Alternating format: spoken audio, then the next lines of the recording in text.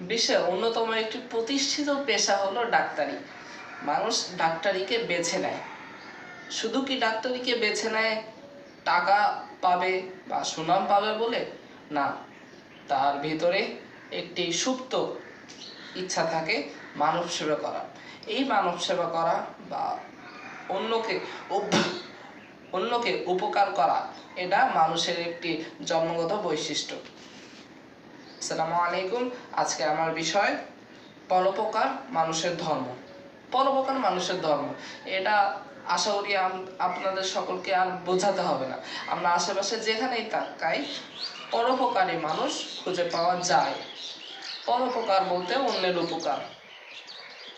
অন্যের উপকারের ক্ষেত্রে আমরা আমাদের চারপাশে দৈনন্দিন জীবনে অনেক উদাহরণ খুঁজে পাই।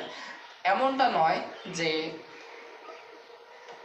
অপকারী ব্যক্তি নেই, অপকারী ব্যক্তিও রয়েছে, ঠিক সেরূপে পরোপকারী ব্যক্তিও রয়েছে। আমরা মানুষ একটি সামাজিক জীব। আমরা সমাজে বাস করি ঐক্যবদ্ধভাবে। আমরা এই সমাজের মধ্যে থেকে যদি একে অপরকে না সাহায্য করি তাহলে এই সমাজ কোনো দিনই টিকতো না। আমরা ছোট ছোট জিনিসপত্র নিয়ে অন্যকে সাহায্য করলে এটাই তাদের জন্য অনেক বড় একটি বিষয় হয়।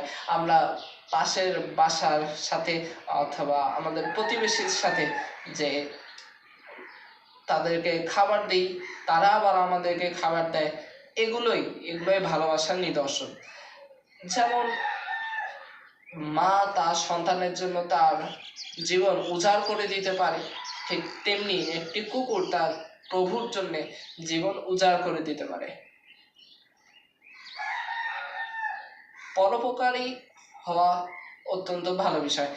পরোপকার যে করে সে সবসময় মানুষের হৃদয়ে বিরাজ করে। তবে অনেক মানুষ রয়েছে যারা পরোপকারী মানুষকে ব্যবহার করে নিজের স্বার্থ সিদ্ধি হাসিল করে, তারপর তাদেরকে ভুলে যায়। এমনটা হওয়া যাবে না। যে আমার উপকার করবে তার সাথে ভালো করে থাকতে হবে। পরোপকার এর জন্যই আজ এই বিশ্বে কতগুলো এনজিও প্রতিষ্ঠান প্রতিষ্ঠিত হয়ে রয়েছে।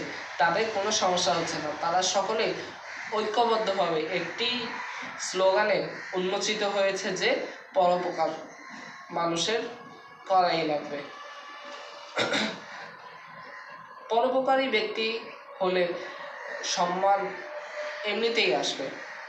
বলা হয়েছে যে মানুষকে সাহায্য করো, যদি মানুষকে সাহায্য না করো তাও তার যেন ক্ষতি না করো। এটি অনেক বড় একটি কথা। অর্থাৎ ক্ষতি তো সবাই করে বা অনেকেই করে, কিন্তু ক্ষতি না করা এটাও এক ধরনের উপকার করা। কারণ বর্তমান বিশ্বে ক্ষতি করে এরকম লোকের অভাব নেই। তাই এই মানুষের উপকার করতে না পারলেও যেন তার ক্ষতি না করা, সর্বোচ্চ পরিমাণে চেষ্টা করা যে আমাদের নির্বাচন বা আমাদের পরিবেশটা যেন সুষ্ঠু হয়। পরিবেশ সুষ্ঠু হলেই তার মধ্যে একটি সুন্দর শ্যামলা এবং সুন্দর পরিবেশ বিরাজ করবে। এই পরোপকার মানুষের পরম ধর্ম।